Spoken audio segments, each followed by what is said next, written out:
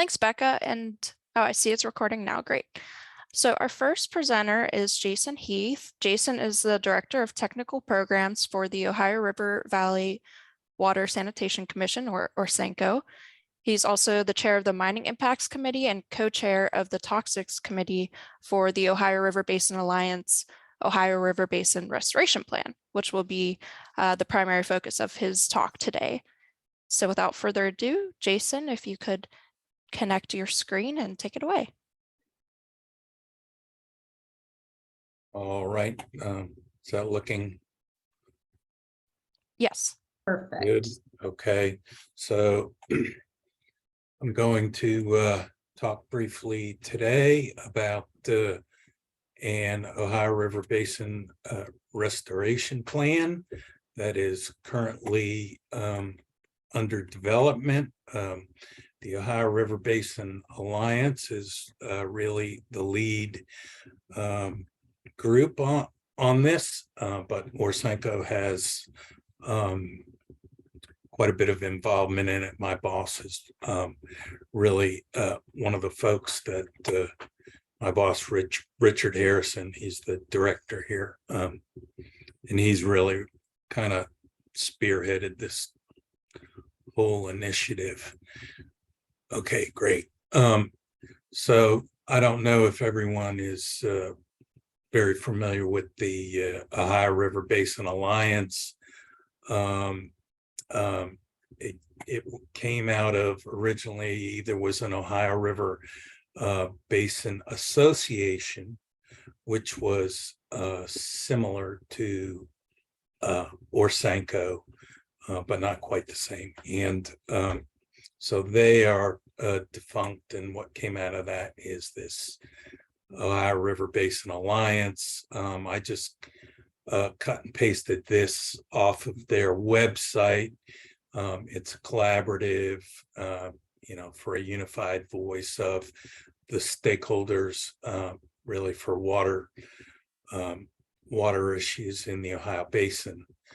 I guess there are about 130 organizations that are part of it. It's a nonprofit, and they developed a plan for the Ohio River Basin, which the Army Corps of Engineers really had a lead on, as well as ORSANCO and ORBA. So that plan specifies that we will put together a restoration plan, and the objectives of the restoration plan really are to get funding for the Ohio Basin for water issues. This is just a graphic of the entire Ohio River Basin. I'm sure most folks are familiar with it. 14 states, 200,000 square miles. So it's a fairly large area. Why is this being done? There are a number of geographic programs throughout the country that are receiving a lot of money. The Great Lakes Restoration Initiative, you can see $320 million. I'm not sure if that's annual or over what period. And then there are a number of other basins, river basins, and also, like San Francisco Bay, and that they're all basically all receiving funding. EPA has program offices there that manage that funding, and so we're hoping that we can have a Ohio River Basin Restoration Initiative, kind of modeled after the Great Lakes. With the infrastructure investment, this is just another reason why this is being done.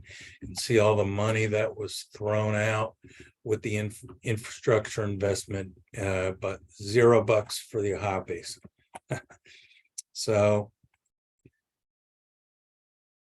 This slide basically, there was a Ohio River Restoration Plan. The Corps engineers put it together, but basically it specifies that we are going to develop this restoration initiative, which we are in the process of doing at this time.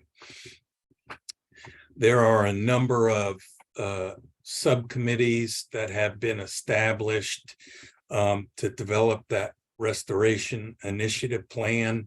You can see the categories, and again, it was kind of modeled after Great Lakes to some extent. So we have subcommittees for each of these. I chair the acid mine drainage, and so there's going to be a chapter in this restoration initiative for each one of these subcommittees, which basically spells out what needs to be done and how much it's going to cost. And so basically this is going to kind of be the way that restoration initiative is laid out for each one of those subcommittees. There'll be a chapter. They'll propose 3 to 5 long-term goals. I just kind of lined out what we did for the mining impacts subcommittee. And then short-term actions, things that would be completed in the first 5 years, and then indicators, milestones, and outcomes. You can see for the mining impacts group, we try to specify dates of when things will be done. We don't have costs at this time, but I will be working on that.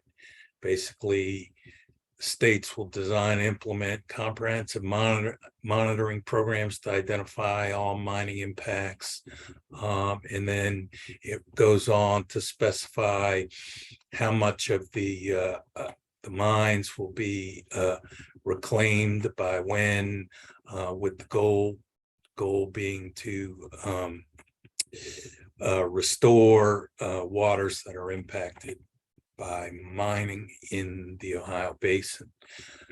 So when this restoration plan is completed, the idea is to try to get congressional representatives on board with it.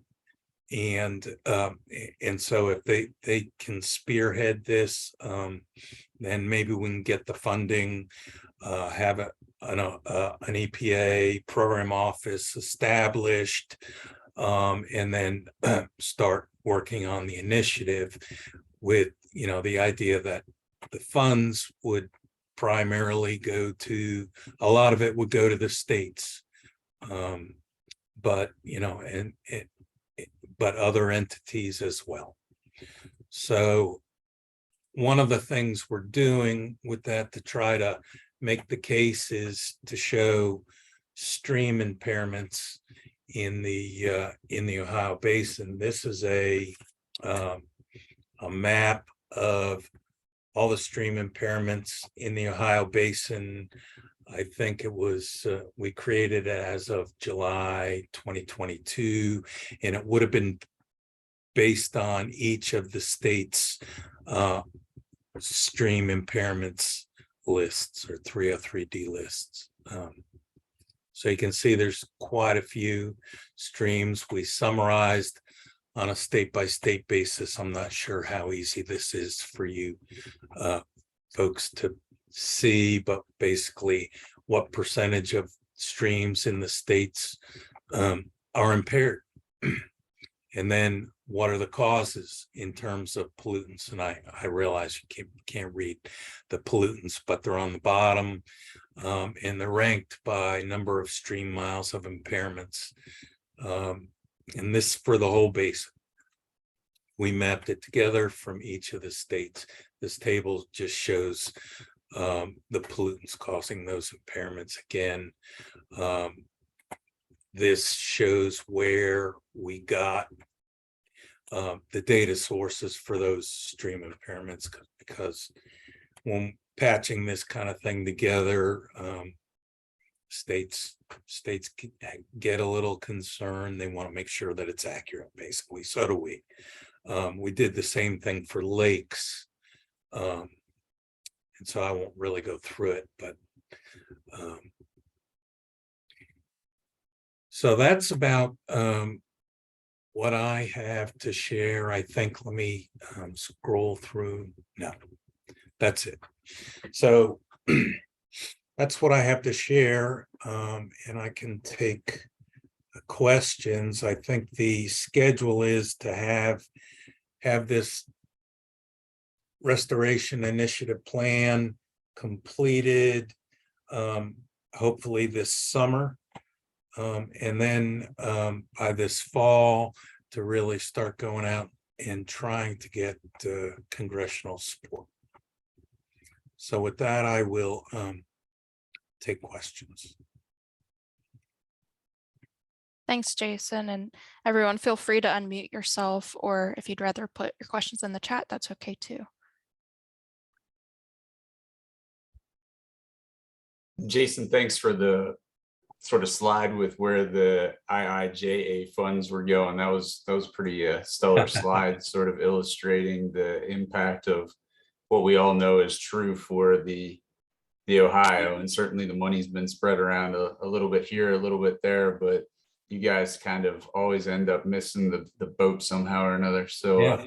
if you're going to share your slide deck, I'd appreciate that, because that's a really great slide to think for folks working in the Ohio to have in their back pocket whenever they go and meet with folks. I can send this presentation to, I guess, Rachel. And Yes, and we'll send those out with the recording as well. Thank you. great. Thanks. And Jason, can folks find a published report on the website, maybe with the findings of, impairment by state and those figures? So basically what I'm showing you there is what I have so far. Okay, So that, but all of that will be included in the presentation. okay, thank you. I don't think that's been made public yet. It's not on our website, I don't believe. But you're welcome to, anybody's welcome to use it, take it and share it with whoever you want. Thank you.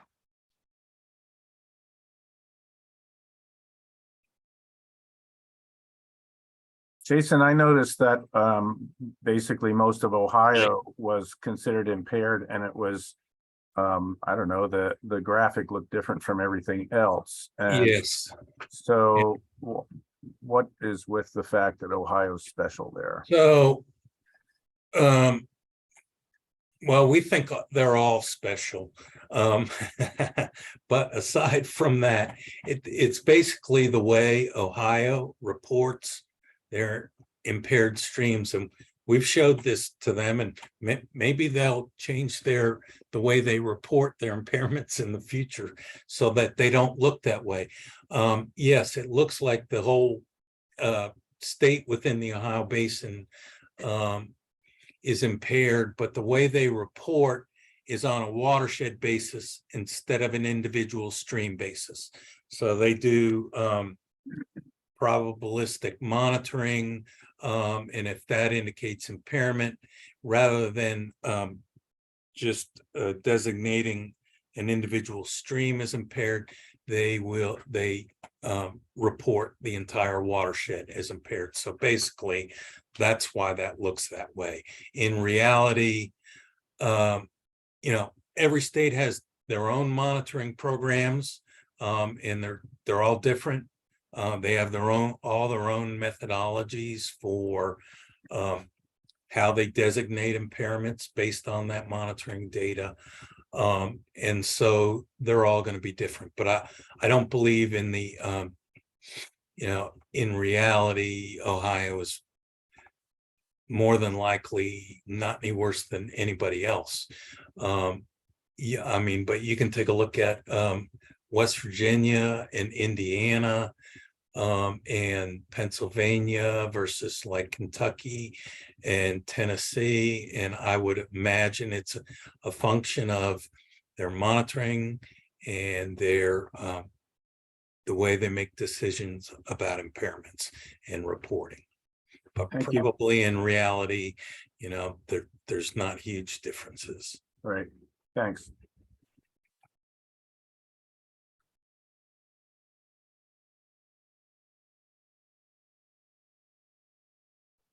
Any other questions for Jason?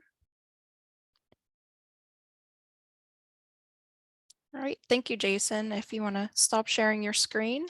I will. Thanks for Thank you the very much. opportunity to present.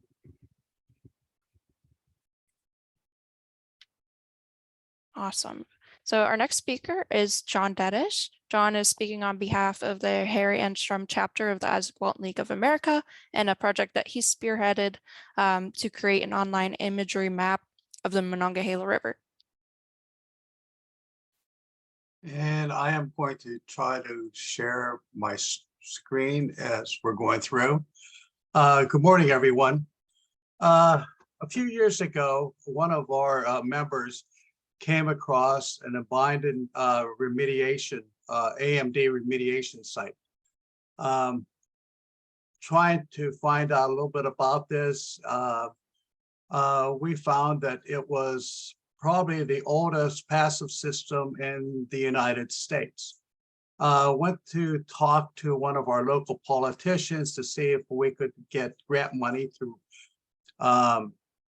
get this back in operation. And his comment to me was, give me something in writing. He said, no more than 2 pages, because anything more, the politicians wouldn't be able to handle it.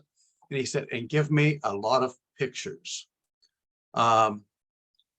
Later on, we're working on another issue where we found a mine drainage site that was dumping right into the Monongahela. And again, trying to find out some more information about that. Talked to a person I know in Bureau of Mines, and gave him the location and so forth. He said, let me look into this. And he came back and said, well, we don't have anything on that, and but contact this person. So I talked to another person at Bureau of Mines, and he gave me the information.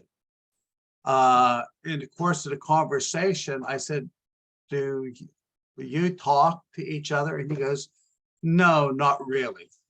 So within one, I'm going to say, office, there are definitely silos.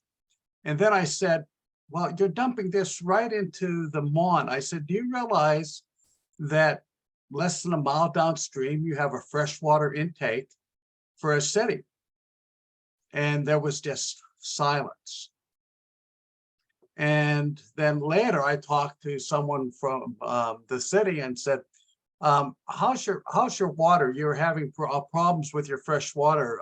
How's that working? He goes, oh, we stopped our plant.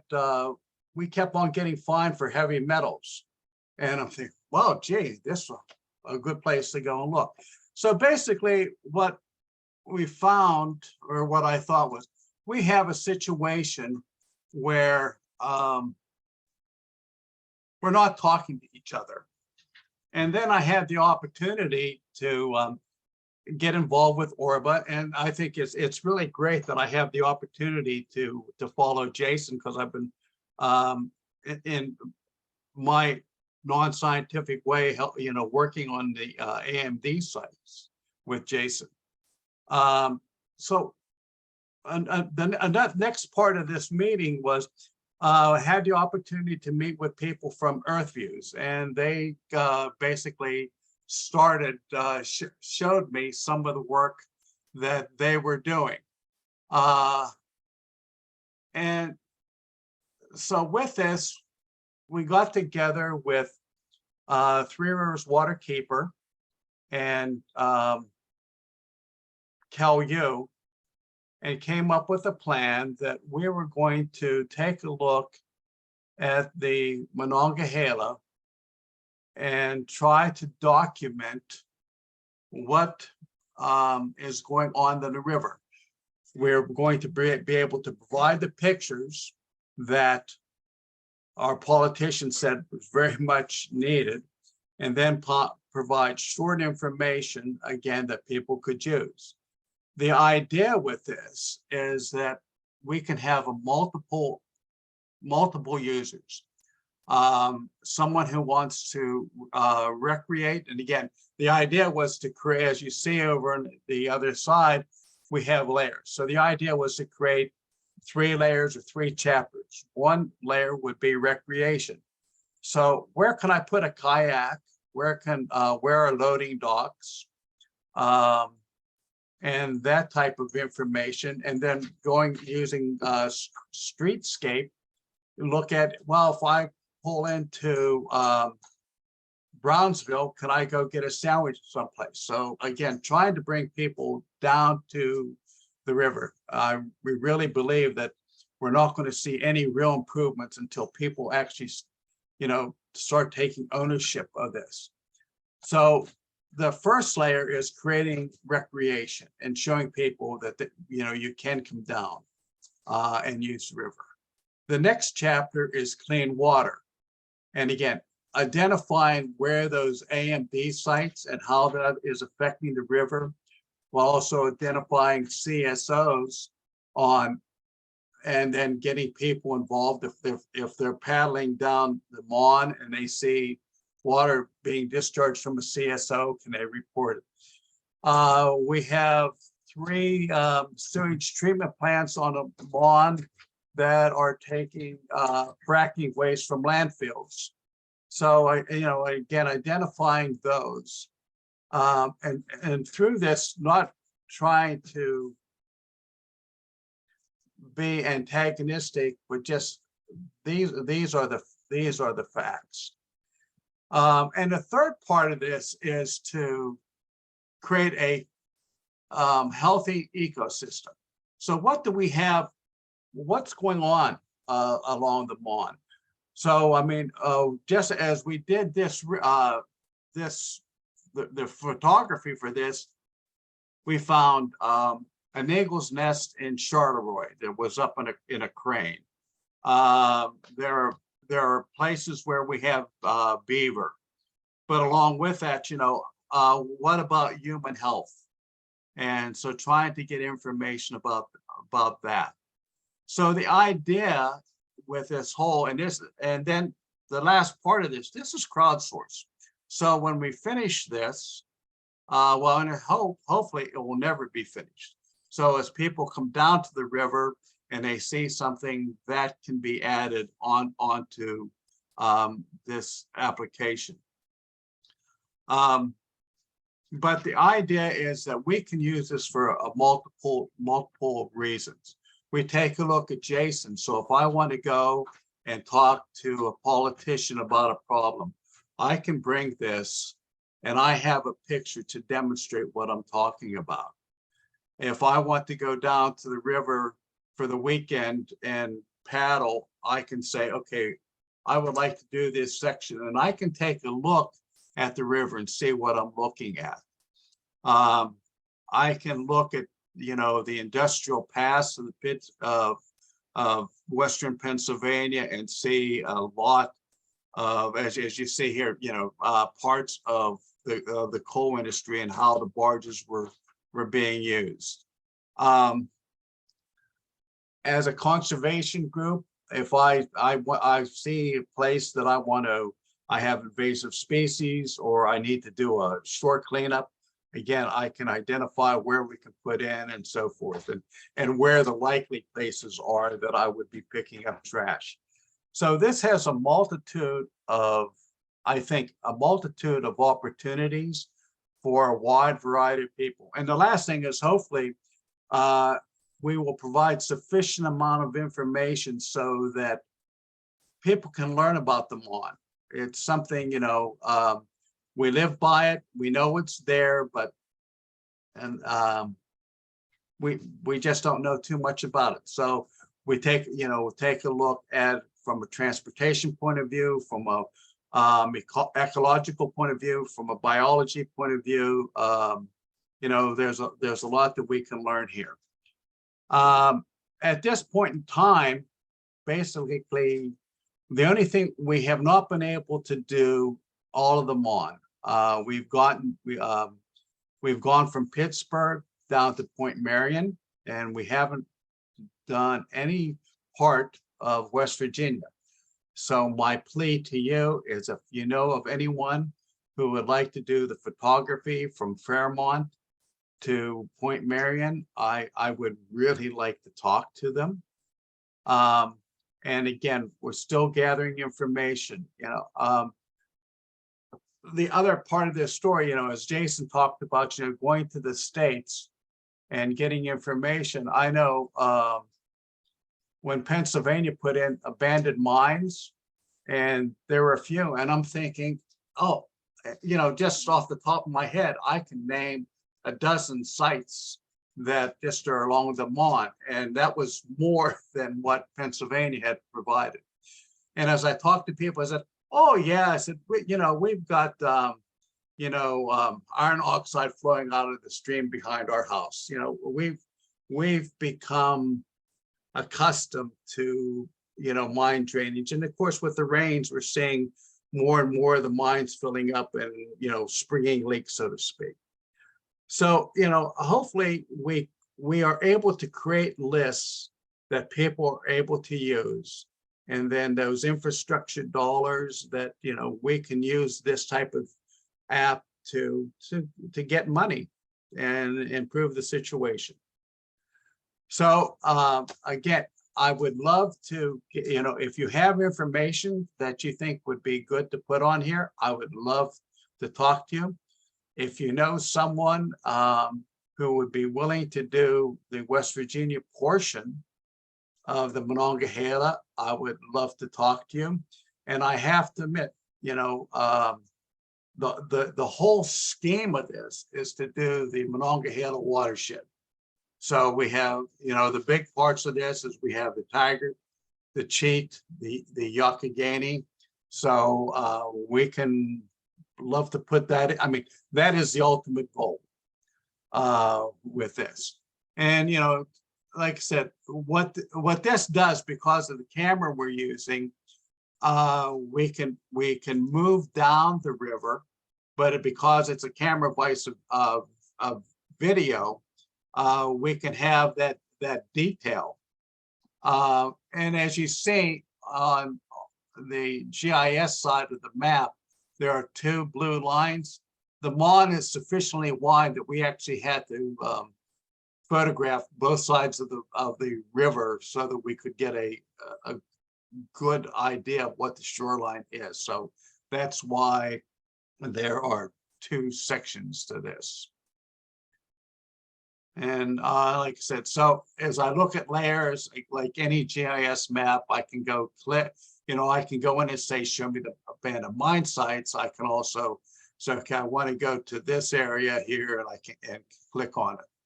And again, here we got some bollards for tying up barges and so forth. Does anyone have any questions?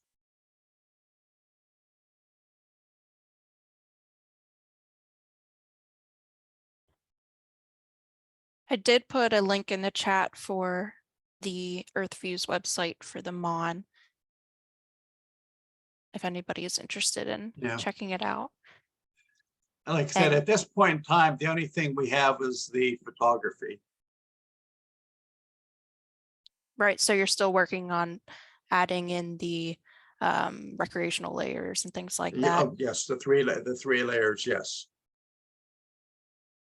And I have to put in a plug. This was all due. We received 2 grants, run from Martin's in Key, Pennsylvania. Beautiful. That was to do the Fayette County portion of the Mon, and the other came from the Izaak Walton Endowment.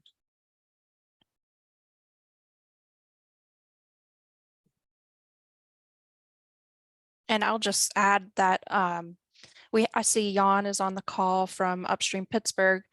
If you go to the EarthViews website and you zoom in on the map to the Pittsburgh area, you'll see another project, and that was done by upstream Pittsburgh and formerly 9 Mile Run Watershed Association. So you should be able to find them on there. John, talking about Keep PA Beautiful, Shannon Ryder and her crew have developed an app for recreational users to be able to document sort of pollution along waterways as they're out recreating. So that might be something to double back around with her about, to see if there's a way that you might be able to either just link that app on your platform, or to be able to pull some of that information into your platform through that link as well.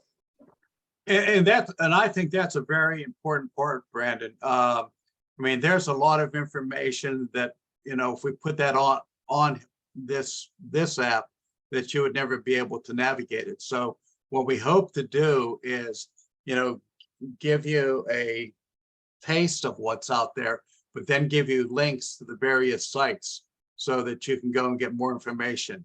And again, as I'm doing this, I'm amazed that I'm finding a great deal of information, but, you know, and I think that's one of the things, you really have to go out and hunt for things. So, you know, not that I would, I mean, I would love to have everyone look at this, but if we find it, you know, that hopefully we're bringing together and creating a very, very large silo and trying to eliminate some, you know, the multitude of them. But yeah, there's the idea is to have a lot of links on here that people can go to get more information, more correct information. Thank you. Any other questions for John? I just wanted to say kudos for some excellent work. I think this is very exciting. And I know down here in West Virginia, we're looking for opportunities for funding to try to get some of the video needed for our neck of the woods. Well, like I said, Melissa, if you're looking for part of this, we have funding. Right now I have the money, I just don't have any place to spend it. Yeah, we'll continue to see if we can't find somebody with a boat that can get out there to get the footage for you.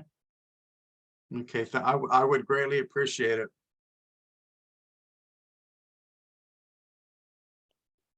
Well, thank you, John. Okay, thank you very much. I was able to stop sharing. The practice paid off. Our last speaker will be John Wenzel. John is the executive director of the Conemaugh Valley Conservancy, and so he'll be speaking about his organization and how they work with smaller watersheds within as well.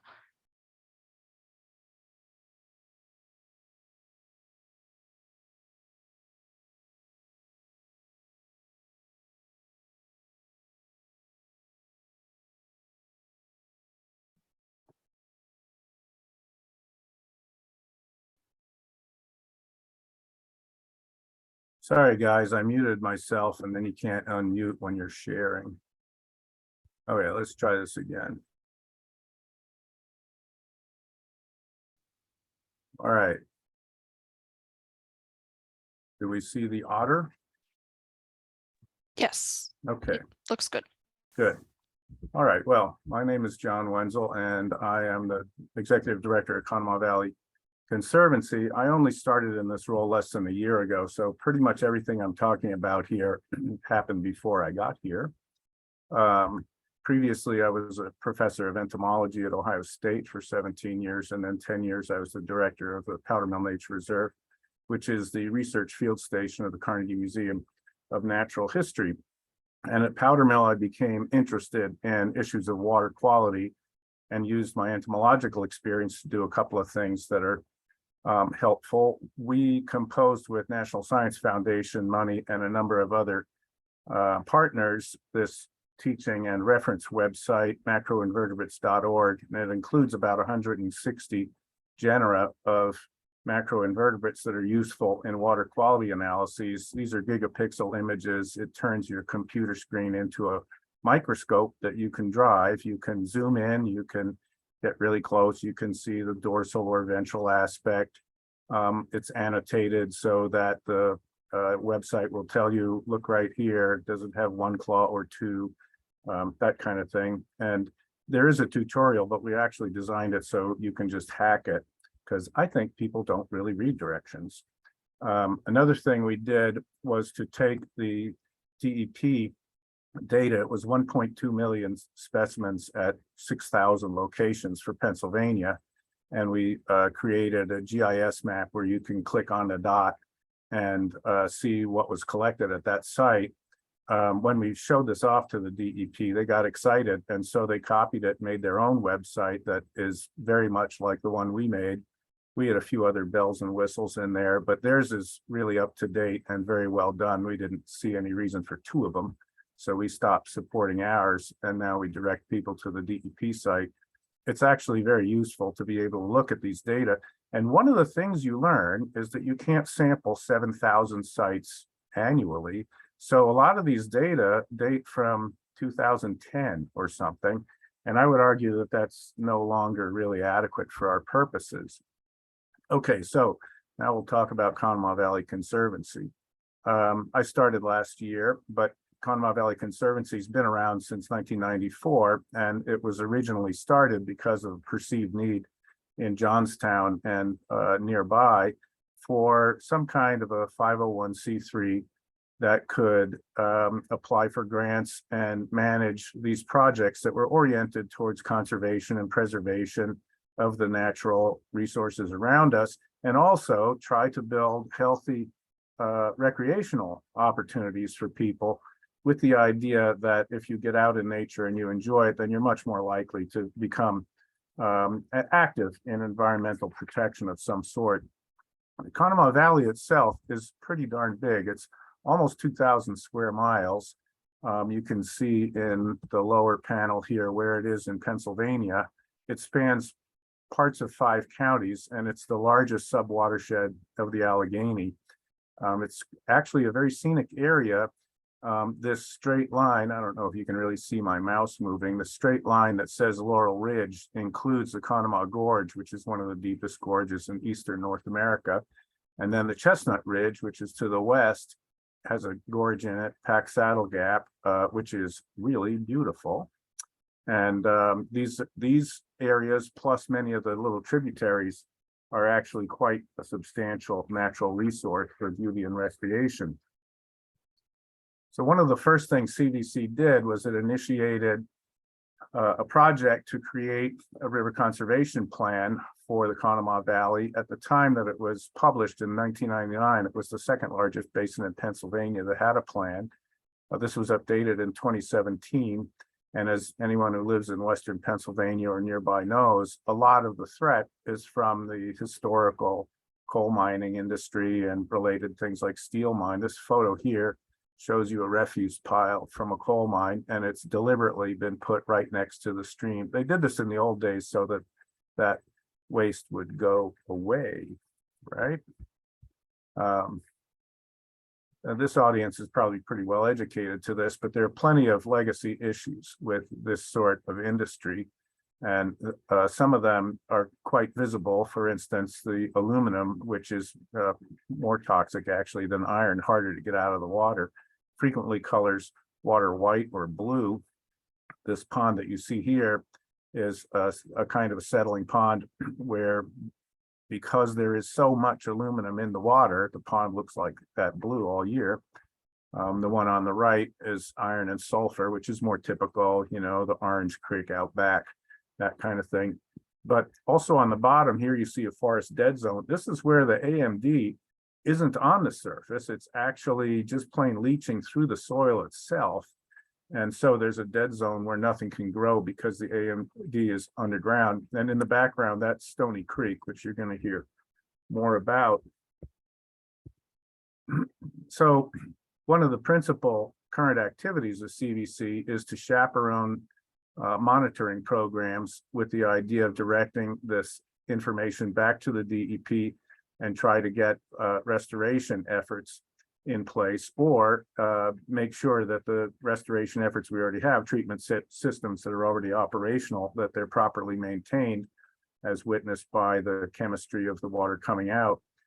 This is a pretty big effort. We sample more than 100 sites. I know in the fourth quarter of 2022, it was 107 sites. That number changes depending on, sometimes we decommission sites that we're no longer worried about. We add new sites for exploration.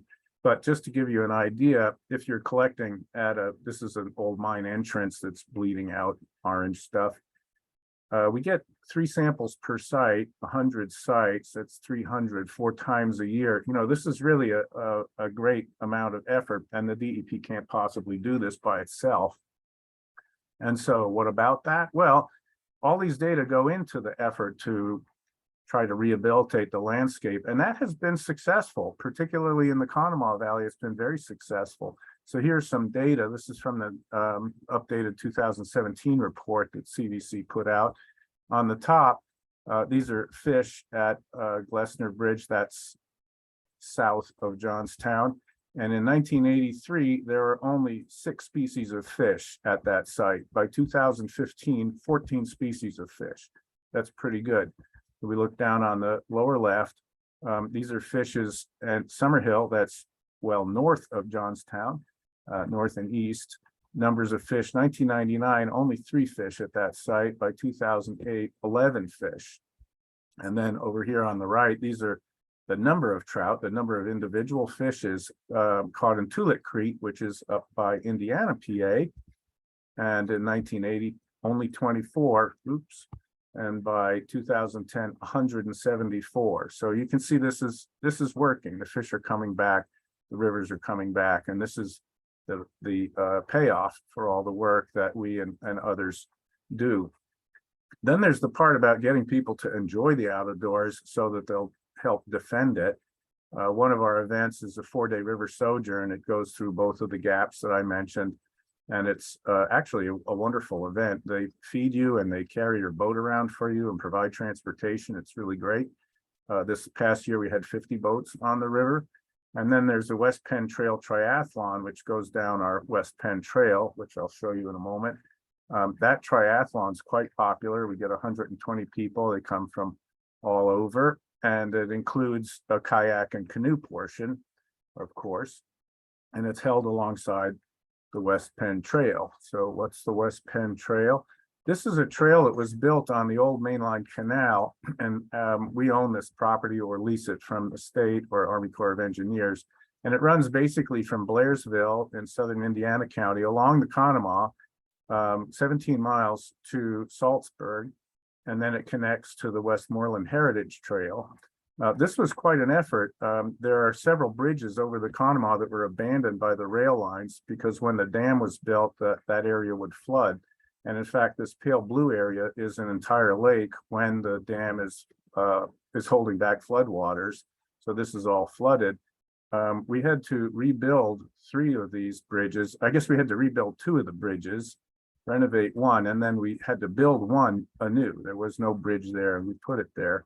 Now we also have permission and funding to span Route 22 at Blairsville, so that we can connect this to the Ghost Town Trail, which is 47 miles long. Yeah. And eventually we anticipate connecting this thing ultimately to Pittsburgh. As you can see, our trail runs all along the Conemaugh. And if you're not familiar with this, I recommend you do this section called the Lake District. Because it's an old rail line, it's really pretty flat and easy to do. And this is really very beautiful, and you get to see these really nice vistas over the Conemaugh. We have a couple of other trails that run along creeks and rivers in the Johnstown area too. This is the trail building has been a long time interest to CVC. And then further away from the water, building mountain bike trails on the cliff by the inclined plane in Johnstown and also around Quemahoning Reservoir, which brings us to, I think, one of the best things CVC's ever done. CVC chaperoned through a $6 million purchase in 2002 of 5 dams that held back these large reservoirs. These were originally built by the heavy industry in Johnstown to provide water for their industry. So for instance, the Bethlehem steel plant in Johnstown required 80 million gallons of water per day. Where does that come from? Well, when those industries left, then they didn't need these reservoirs anymore. And the people who ran CVC and other citizens were worried that some enterprising capitalist would buy up this land and put luxury condos around it. So they chaperoned through the purchase of these reservoirs and dams, which includes 5,200 acres of landscape. And that's all now for public access. They also put a valve that cost about $1 million in the bottom of the Quemahoning Dam so that you can control the outflow and you can open it up and flood Stony Creek to create whitewater experiences, which they do on alternate weekends in the season. And this creates really a wonderful opportunity. Stony Creek, which is a beautiful creek, and because of our AMD efforts, is now actually a clean creek. It was formerly a dead creek, but it's not anymore. Actually, Stony Creek is the name, and this is a river, so it's not a creek. And Stony Creek River includes a canyon that has quite a few rapids. And when you're down near the bottom of it, near Johnstown, we built, well, not we, I didn't have anything to do with it, of course, but by placing boulders and arranging the river bottom, we created a whitewater park that's designed for kayak and tubing. And this is very popular, as I said, on alternate weekends in season. We get a lot of people coming in from all over, and it's really a wonderful opportunity. I think it's the only place in the eastern US that is designed as a whitewater park, and you can control the water.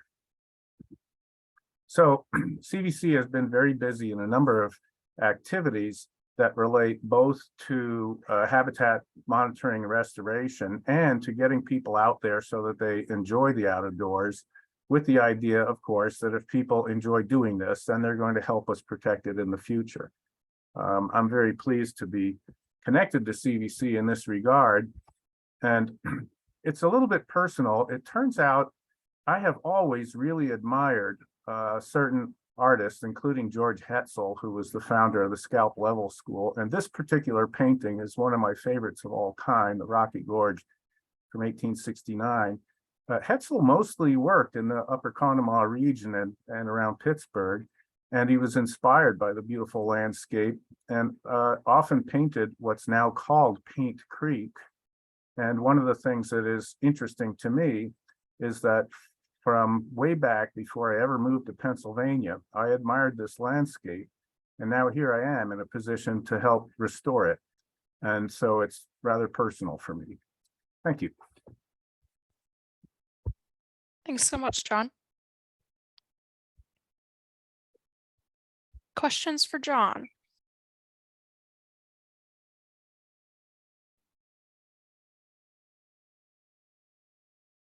I can say I've got a new list of places to go visit in your area. Checking out Brandon's link that he shared. It's such a gorgeous place, and we really enjoyed mountain biking around the Quemahoning. Didn't know how to pronounce it the first time we went, but we've learned. Yeah, I didn't know that either. These things are not always pronounced the same way. I've heard people pronounce the Kiski-Conemaugh River quite a number of ways, and don't know how you say it in Lenape, but. I think the exciting thing about that too, Melissa, is that the work that's going on within the Little Conemaugh, the expectation is that it will become more of a recreational destination than the Stony Creek. And certainly the Stony Creek has set a high bar and a great example for what can be done whenever you invest a lot of money. So there's been more than $12 million invested. That was an old number. I'm guessing that number is closer to 18 or 20 by now for the Stony Creek, and sort of the people that have come on board with doing that, CVC, other partners. Paint Creek is ridiculous, Dark Shade is ridiculous, but if those come back on board, it's easily the whitewater destination for the country, because you'd be able to do the Little Conemaugh, Paint Creek, as well as going down the Stony Creek too, if you planned it right with the whitewater release. So it's pretty amazing. And then there's been a good bit of work done too downstream of the Queen Reservoir. As we all know, reservoirs just like make straight shots out of reservoirs and kind of make them devoid of habitat. So there's been a good bit of work that's been going into creating a tailwater fishery there as well. There's a cold water release that comes out of the Queen thanks to that, valving as well. So creating a fishery opportunity out of a stream that was once orange and devoid of life is pretty cool. So kudos to all the people that are doing that work. Yeah, I think I'd like to take this opportunity also to cite one of my pet peeves, which is that pretty much all of us in environmental preservation tell our stories starting from the doom and gloom side about how bad things are. And at minimum, that's only half the story. But, the idea that the house is on fire isn't really the most attractive story. And I think we should have a portfolio of these success stories that show people that we can win these things. And a couple of the things I talked about here, particularly Stony Creek and Little Conemaugh, these are big success stories. We really won a difficult battle on that. And I think this is more common than people reflect. I see bald eagles so often that they're not worth commenting on anymore. And when I was a kid, we thought that species was going extinct. We can win these things. And I think it's important to do that, to demonstrate that and to explain that. It's just as important as getting people out in the canoes on the river to show them that if you get behind us and push, you can get someplace. It's going to be a good thing. And I think it would be good if we looked around and found some of these success stories and made our own little poster children stories about places where these restoration efforts have been very successful. And don't you want to help us with the one we're on right now? Come on, you'll like it and we'll win. It speaks to John's comment about silos again, because certainly there's some stories like that Power's working on. There's some stories like that the AML campaign in PA is working on as well. It's where do you put that so that everybody sees it? But it's a good point. And John, I think, made a good point too, is so much of this work that we do, people have kind of become blind to it. It's been this way. I don't remember it being any other way. I learned to live with it. And certainly, John, you're shaking your head, but you go to Central City and some of these other communities and people are like, I don't understand why we've got windmills coming to town. We still have coal in the ground and the streams are already orange. So it's not like we're going to damage them anymore. A little bit of a battle there in terms of working to get past that barrier as well. Yeah, you're quite right about that. A recent survey of citizens in Johnstown, they all think the river is still dead. So they don't know that we rehabilitated it. And one of my colleagues who helps us with sampling told me that when he was a kid, they had the feeling if you came across an orange creek in the woods, that meant upstream from there was a profitable town. And I don't know what's going on with my video, but so we need to do something about this to get the story out that the rivers aren't dead and thank you for rescuing me there. The rivers aren't dead and the Orange Creek that you remember, that we can fix that. We need some education on that. Oh, one side note to that, John, and I'll let you run with this, but talk to Len Licklar from Somerset County Conservation District, because, and I think it's still on video somewhere, the dedication for the Boswell passive treatment system was amazing. There was an elderly lady there that gave some remarks, and she said that whenever she was a child, she would fish nearby, and she never caught anything. And she just thought that she was bad at fishing because her parents didn't have the ability to explain to her that the stream was dead. That just wasn't normal to them. And it was something that they didn't think a child would understand. So she always thought that she was just bad at fishing. But now she takes her grandchild to that same location where she never caught a fish, and they spend time fishing there, and he catches buckets of them. So I think that that's kind of like, it pulls at all the right heartstrings, because you got Graham there, and then you've got the connection of the environment and everything else like that. I think he tells a pretty powerful story.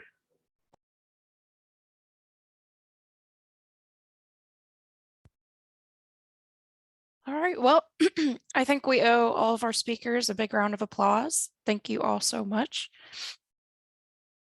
And I'll turn it over to Becca. Becca, if you have any last minute housekeeping type items. Yeah. So thank you so much, everyone, for joining us for today's installment and also the whole series. I will be sending out links to the recording as well as the presentation slides. So yes, thanks again and have a great day.